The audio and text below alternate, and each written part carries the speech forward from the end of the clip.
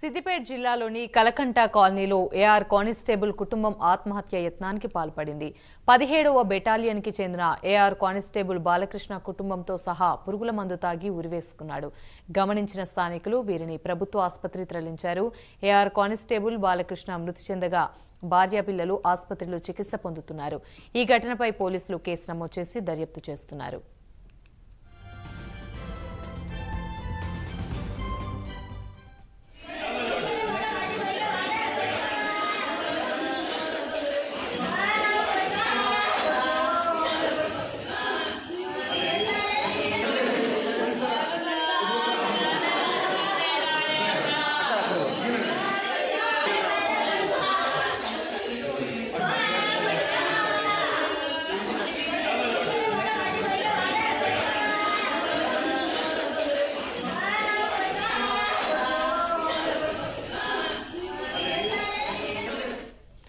Right, ఇదే అంశానికి సంబంధించి మరిన్ని వివరాలు మా ప్రతినిధి రాము అందిస్తారు.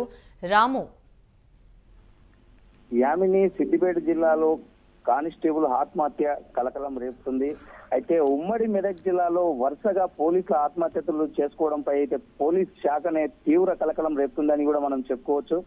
సిద్దిపేట పట్టణంలోని కలకుంట కాలనీలో నివాసం ఉంటున్నటువంటి బాలకృష్ణ ఏఆర్ కానిస్టేబుల్ గా అయితే సిరిసిల్లాలో పోలీస్ స్టేషన్ లో అయితే విధులు నిర్వహిస్తున్నటువంటి పరిస్థితి.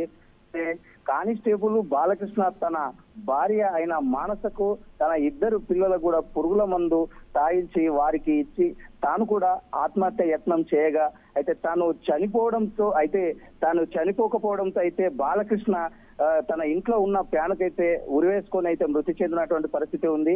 అయితే ఇది గమనించిన అయితే స్థానికులు కానిస్టేబుల్ భార్య అయినటువంటి మానసను అతని పిల్లలను అయితే చికిత్స నిమిత్తం అయితే ఆసుపత్రికి తరలించారు.